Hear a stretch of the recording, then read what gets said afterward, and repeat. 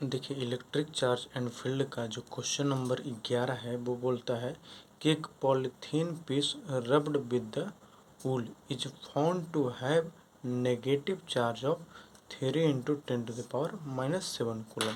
बोला कि एक पॉलीथीन का जो टुकड़ा है उसको रगड़ा जाता है ऊल पे, ऊनी पे, है ना।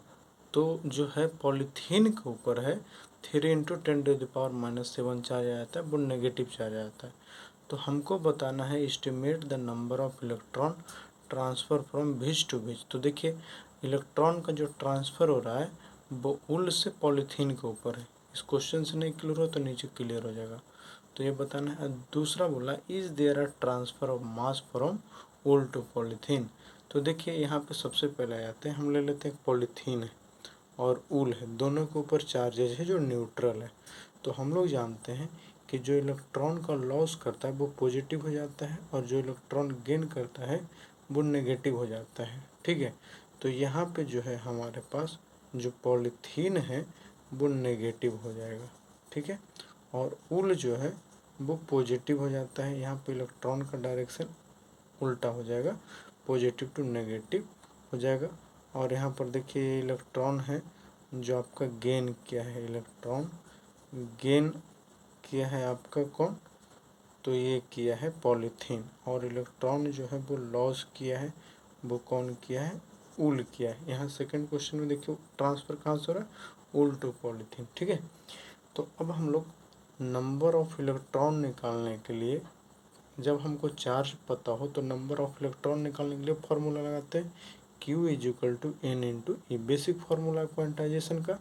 तो N is equal to Q by E कर देंगे। तो हमको दिया हुआ है जो चार्ज वो किसका दिया है, पॉलीथीन का। तो पॉलीथीन देखिए इलेक्ट्रॉन ले रहा है तो उसके ऊपर जो चार्ज होगा वो नेगेटिव चार्ज होगा। तो नेगेटिव साइन के साथ लिख दिया -3 इंटू 10⁻⁻7 कूलम। और एक इलेक्ट्रॉन के ऊपर चार्ज कितना होता है पता है, -1.6 इंटू 10⁻⁻19 कूलम। तो यहाँ से कैंसिल आउट हो जाएगा, तो आ जाएगा n is equal to 1.87 into 10⁻12। मतलब बोला कि 1.87 इंटू 10⁻12 इलेक्ट्रॉन जब ट्रांसफ़र होगा ऊल से पॉलीथीन के ऊपर, तब कितना चार्ज का ट्रांसफ़र होगा, 3 इंटू 10⁻⁻7। इसी में दूसरा पोर्शन है वो बोला था कि क्या बताइए अगर इलेक्ट्रॉन ट्रांसफ़र हो रहा है तो मास भी ट्रांसफ़र होगा। तो बिल्कुल होगा। क्यों, क्योंकि देखिए एक इलेक्ट्रॉन का जो मास होता है वो 9.1 इंटू 10⁻31 kg होता है। तो एक इलेक्ट्रॉन का मास कितना हुआ, 9.1 इंटू 10⁻31 kg। तो टोटल मास जो हो जाएगा वो आपका 1.87 इंटू 10⁻12 इलेक्ट्रॉन का कितना हो जाएगा। तो एक इलेक्ट्रॉन से गुना कर देंगे, तो ये गुना करने पे आ गया अपने को 1.706 इंटू 10⁻⁻18 kg। तो सोच कर देखिए जो 10⁻⁻18 kg है ये 1 ग्राम से कितना छोटा है ना, 1 मिलीग्राम से भी तो नहीं के बराबर हो जाएगा।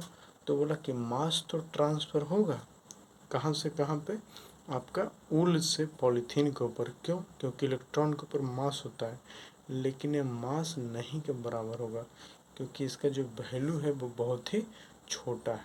ठीक है, तो ये नीचे लिख दिया कि negligible mass transfer from wool to polythene. Negligible मतलब नहीं के बराबर, हो या ना हो कोई फ़र्क नहीं पड़ता है। तो उम्मीद है समझ में आया होगा। Thank you.